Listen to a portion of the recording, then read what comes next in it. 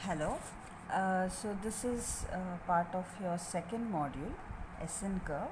Please don't refer this video without seeing the materials that I have given previously regarding fracture, fatigue and everything. SN curves basically comes under fatigue, okay. And fatigue test is pretty simple. So I thought it's not required to send any video. But if you find any issue, tell me. Because explanation in the materials is good enough, okay. So please refer everything like what is fatigue and everything and then get back to SN curve video. Okay. Don't see them directly. Okay. So SN curve. Now this is pretty important in the fatigue chapter. In this, the two major questions in fatigue they ask is this: SN curve or the RR Murray test or the fatigue test. Okay. So pretty easy, not complicated. Okay. So SN curve here, as you can see, there is a graph being represented S, that is the stress being applied. If you can see the SI unit, this is y axis is for stress and x axis is for N, that is number of cycles. Okay, as you know, fatigue is a process where stress is applied by repeated number of cycles. Just not once stress is applied, by repeated number of cycles the material is subjected to, and at one point it will break. Okay, so why this? And that's why it's called as SN curve. That means stress and number of cycles curve. Okay, SN curve. Now why this curve is that to find out something called as fatigue limit. What is this fatigue limit? Why it is important? You will know. Okay, so what we do here is, in this particular graph, two specimens are considered. Medium carbon steel, if you know, carbon steel is nothing but a ferrous alloy, and T6 aluminium alloy. This is a non-ferrous metal, okay, non-ferrous specimen. Why we have taken these two is to find out or to conduct the fatigue limit.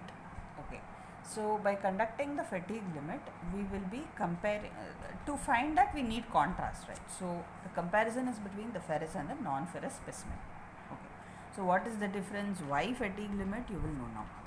Now what happens, if you can see here, the curve for the medium carbon steel, it is quite decreasing, and at one point P, okay, it has stopped. The fatigue, it has been decreasing.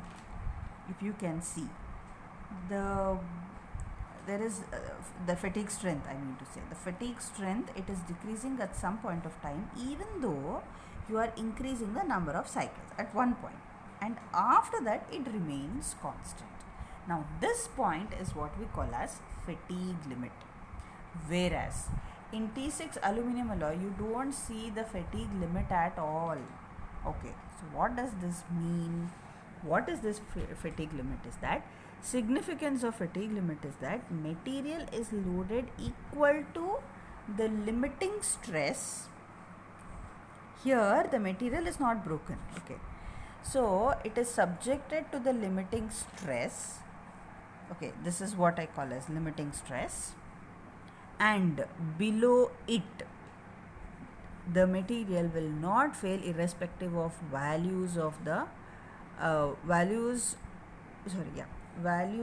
of N, okay, that is number of this value, the repeated cycles. Okay, and below it the material will not fail irrespective of values of N, and above the limiting stress, if the material is loaded, it will fail. What I mean to say is, why this fatigue limit is because in this case medium carbon steel, this is the limit or the limiting stress, fatigue limit.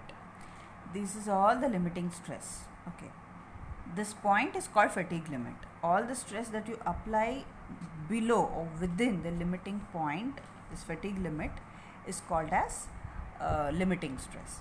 So medium carbon steel will not break if you apply this amount of stress, like whatever is reading to this, and that is at whatever the stress is applied at the fatigue limit and below it. Okay, whatever the stress. But after that, no matter how many ever the cycles of Nu happen to apply, the values of Nu apply, the metal will remain constant. That means it will fail. There is no change at all. That is what it means. Significance of fatigue limit.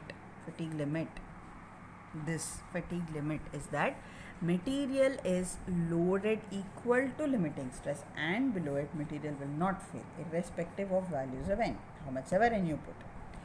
But above that limiting stress, if you subject the material, it will fail. But fatigue strength is decreasing for aluminum alloy as you're increasing the number of cycles, and it's not exhibiting the fatigue limit at all. So that means the aluminum alloy will fail at any value of stress. That means to say, if there is no fatigue limit specified, that means that particular specimen is prone it to break. So this is one of the reasons why we don't use much of non-ferrous alloys for most of the practical purposes, be it for construction or anything, majorly for construction. Why this is not used? Okay, but as it is the alloy, aluminum alloy, we don't use. It's a non-ferrous alloy. But if it is, say, heat treated, then we will be using it. Okay, so that is why the concept of heat treatment will come. Got it? So this is your SN curve. Most of the non-ferrous alloys, in fact, like magnesium and copper, they do not have fatigue limit. Therefore, SN curves continues downwards as the number of cycles are increased. So you want to know SN curve mainly to find the fatigue limit. So it is fixed for the alloys. Okay. So as and when you see the fatigue limit, you will know that okay, so this much amount of stress I should apply. Beyond this, the material will fail. So at this point, I should be applying this stress. The limiting stress you will find out. So with that, you can use for the practical purpose. So that is the reason for SN curve. And please don't refer the textbook. Only refer the materials that I will be sending to you. It's not clearly given in the textbook. That's why I made the video also, and I'll be sending the material also.